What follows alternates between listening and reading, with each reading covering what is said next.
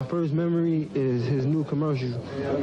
I mean, when everything just stops. I mean, that's when I first seen the commercial, I just went back from like 10 years ago from watching him play when he was like a rookie or something like that. Within 15 seconds, I could just see everything just go real fast.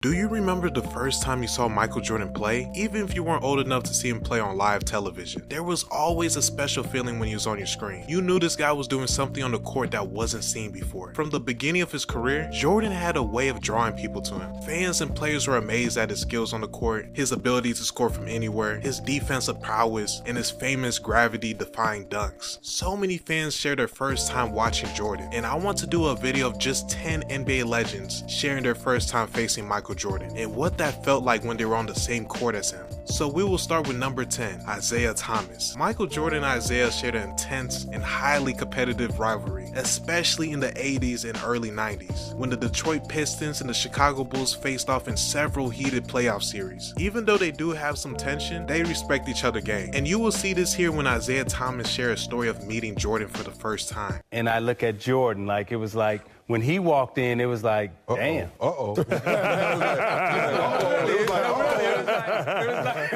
Is he for real? Well, okay, I remember when we first played against him, it was the Olympic, the Olympic 84. team in 84. 84 in Phoenix.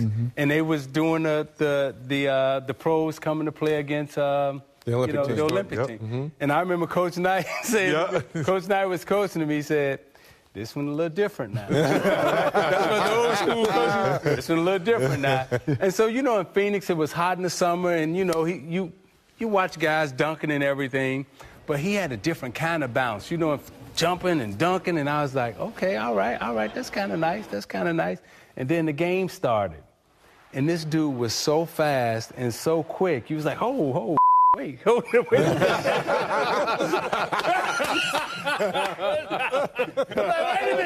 It's a PG show.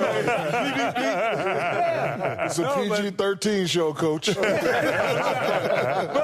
but some curse words are necessary for description. Clyde Drexler is a legend who was often compared to Michael Jordan in his playing days due to his high-flying dunks and smooth play style. Drexler has spoken about the significance of competing against Jordan, noting how such matchups push him to improve his game. You will hear his experience every time he faces Michael Jordan. Now, how did you know Jordan? You played against him. I did not know him. I played against him in the '82 semifinal. Okay. North Carolina versus Houston. That's when was he a? He was a freshman. He was a freshman year, the year they won it. Okay. Yeah. Okay. And so I knew he was a pretty good player. And then, if I had stayed in college, I would have been a senior. The '84 Olympic team, Bobby Knight sent me a letter saying, I want you and Jordan to head my Olympic team in '84. Okay. But I ended up going to the NBA. And so we knew Jordan was a great player. There was no doubt. And so Michael Thompson and I were saying, you got to pick this guy regardless of positions or who you have. You need good players. Yeah. I know he's going to come at me, and guess what? He knows I'm coming at him. Yeah. I'm going to play my game. If you get in my way, I'm going to knock your nose off. Yeah. Same way with him. We're going to compete. Jason Kidd, one of the greatest point guards in NBA history, was known to impact the game in many ways. And in fact, he had 25 points, 15 rebounds, 11 assists, and 6 steals against Michael Jordan and the Bulls. Kidd looked up to Jordan as the epitome of greatness in basketball. That was the first day. You remember that game? Yeah. Was that in Dallas? That was in Dallas. Yes. 9th game of that season. Yes. Was that the game where He took it easy on me. He did. He only had 36 points, and they won by 6 in overtime, but you didn't take it easy on him. Do you remember what you did? I fouled out. 25, 15, 11, and 6 steals. None of those steals were against when I was guarding him.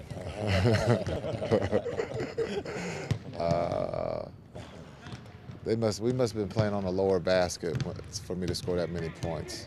I remember because I had went to dinner the night before with Michael, and I was just hoping when I left dinner that I didn't upset him. I think he picked up the check, which might have upset him since I was a rookie. But it was just playing against the best, and I got lucky if those were my stats.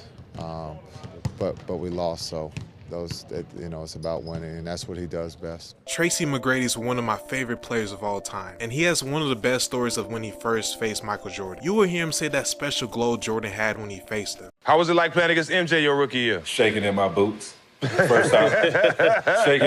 shaking in the first time I had the guard. I'm like, yo, man, first of all, let me go back. 1997, MJ them in the playoffs. I think they played against the Hawks, right? I'm at the game, playoff game. Bruh, I got an opportunity to go in the back by the locker room after the game. So I'm standing back there. I'm 17 years old, kid. I've never been around NBA players like this, or even, I've never been around somebody like MJ. So I'm standing back there, kid, and Pip comes out. All these players start coming out. Mike comes around that corner. Bruh, I ain't gonna lie to you. The man had a glow, bro. I swear, Mike, dog, that shit is real. I believe it. That shit is real. Hey, KG said the same thing. You just feel his energy. He don't say shit. You feel that energy. I'm not joking, bro. Black It's Jesus, real. man, I'm telling you. Mike came out, I was like, damn, bro. I ain't know what to say, man. I was like, that's MJ, dog. That's MJ. So fast forward, I'm on the court with him for my rookie year. It took me about a quarter to get over the fact that this Mike, right? But man, once it wore, that mystique wears off if you're around somebody for a long time. It wears off. It's like, okay, shit, let's get it. I damn near had my best game as a rookie playing against it. I almost had a triple-double. In front of 30,000. We played in the Sky Dome. 30,000 Mike had him coming in there, bro. And that was the year they had, 72-10? Yeah, we was one of them 10. Yeah, in Toronto. Yeah, good game. You and Mike both had good games that game. Hey, Mike had about 35. He probably had about 12 on me, easy. I'm like, man, this Mike, bro. Paul Pierce, one of the most skilled forwards in NBA history, and was known for being a clutch performer. He shared his experience facing Wizards Jordan, and he got a sample of what Jordan could do when he wanted to win. Once the cigar comes out, it's like he's already lighting the victory cigar before the competition. I had a chance to play against Michael Jordan, but it was when he had the Wizards uniform on, so it wasn't quite prime Michael Jordan. It was 40-year-old Michael Jordan. Michael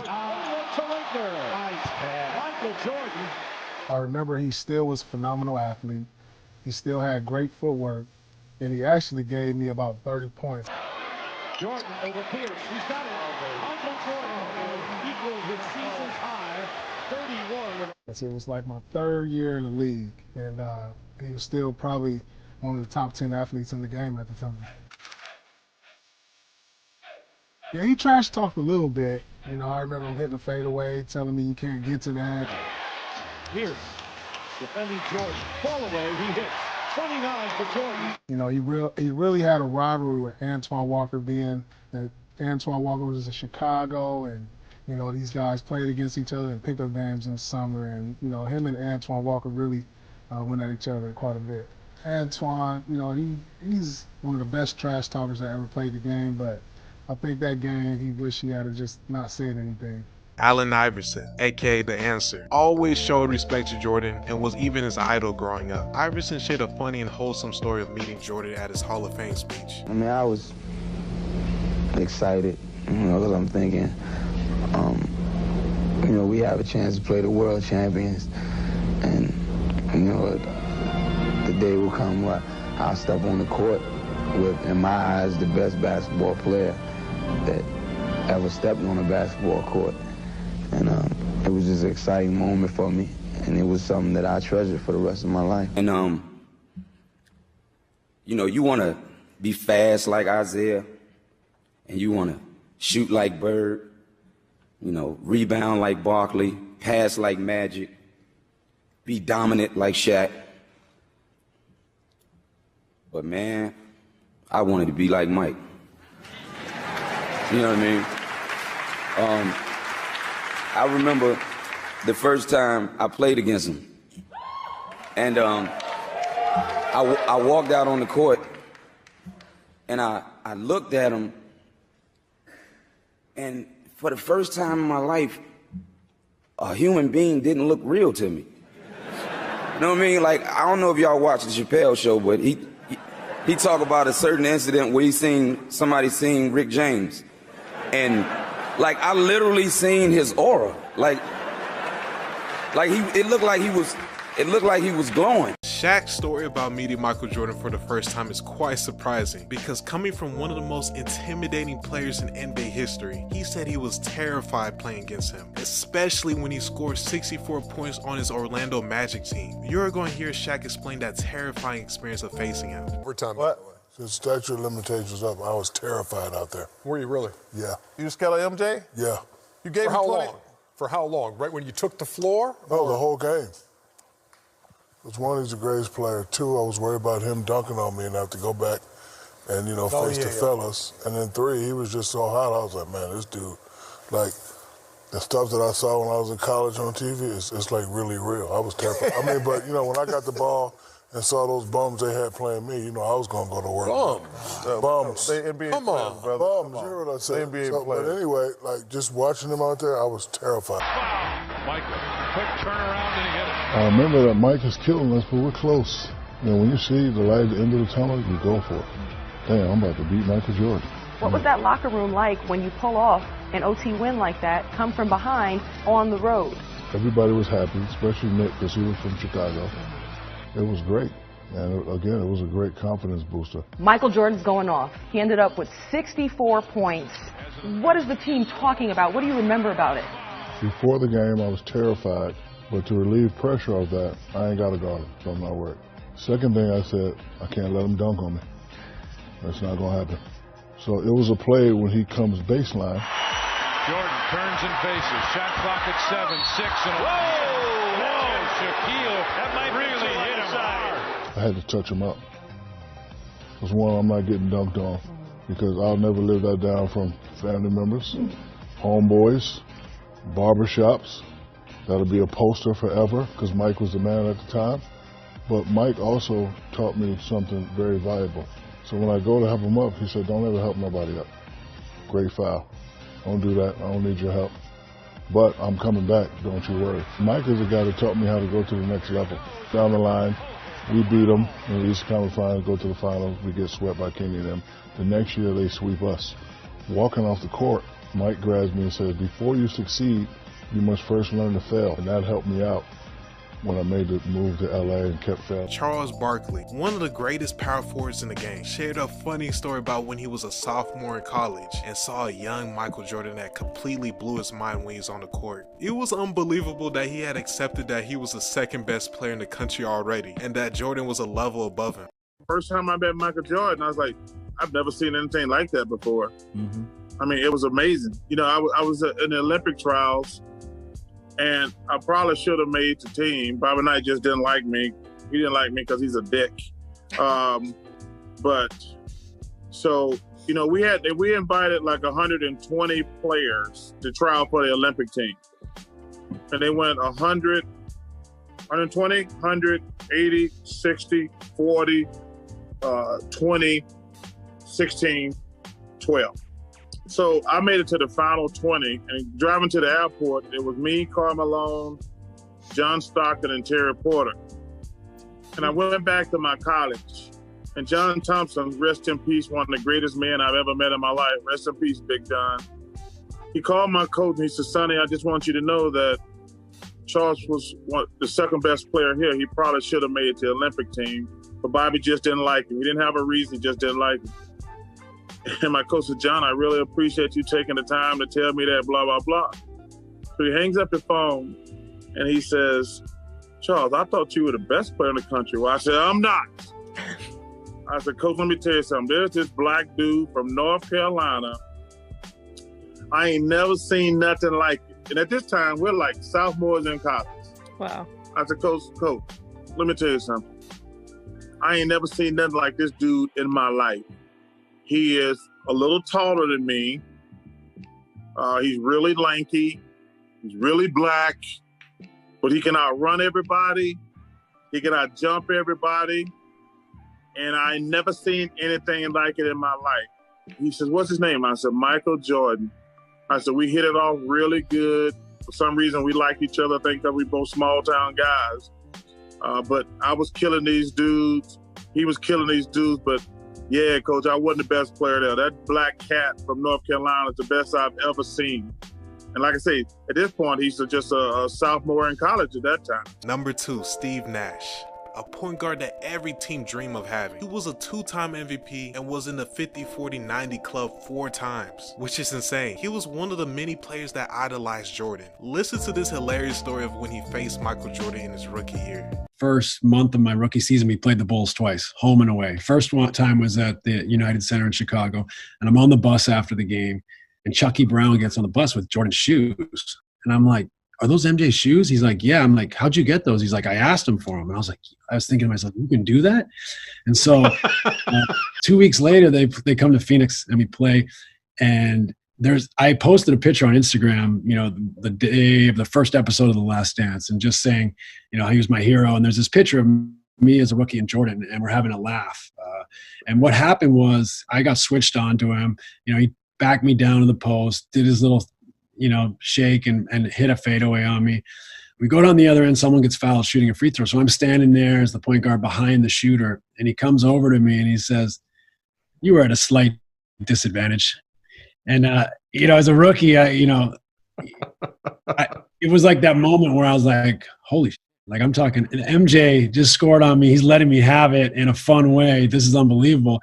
And all I could think of was, Chucky Brown got his shoes. So he tells me you were at a slight disadvantage. And I turn, I laugh, and then I go, can I have your shoes after the game? And of course, sure enough, after the game, I got his shoes and all that. And I remember it just takes you back, because there's a guy who I hope proved was a fierce competitor in my whole career.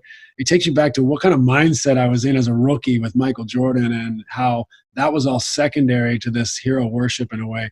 And I remember my vet, Rex Chapman, who is a really close friend of mine, and was, is still a good friend, was so pissed at me that I got asked for his shoes and got his shoes. And now the last legend we have is Kobe Bean Bryant. He is the only player you can confidently say emulated Jordan's game and made it his style. We don't have to talk about how much respect they have for each other, since this was his mentor. Jordan taught him everything he needed to know, and he succeeded. So here's the story of the first time Kobe faced Jordan. Getting schooled for a baseline dunk the first time I matched up with him. That was like the coolest thing. It was the ultimate challenge, going out there and playing against the Bulls, guard Michael Jordan. Nothing can top that. They've made a switch already, putting Kobe on Michael. Then the education. Accelerated learning. Wow. It was, because I'd seen that spin move so many times, and then I knew he was going to do it. But the timing on TV and then in person are two completely different things. So he just spun right before I thought he was going to spin, and I was like, damn, that was pretty cool. When I came to the league and matching up against him, what I found that he was extremely open to having a relationship, a mentor relationship, and giving me a great amount of advice and an amazing amount of detail, strategies, workout regimens, and things like that. So, seriously, I don't think people really understand the amount of impact that he's had on me as a player and as a leader.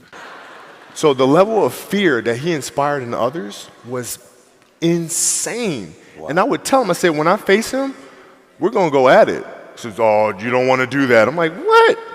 Man, you don't know me, man. And so when we matched up, I think he understood that. And, when I was 18, my first year, he got the best of me a bunch of times. I was right there the next play. You're not intimidating me. Yeah. I'm not going anywhere. And I think he saw that level of respect, because I think he was the same way at 18 years old. And that common bond is what I think, where our connection was built. So I hope you enjoyed the video, and tell me, what was the first game you watched of Michael Jordan? And if y'all have a favorite clip here. So make sure you like, share, subscribe, and until next time.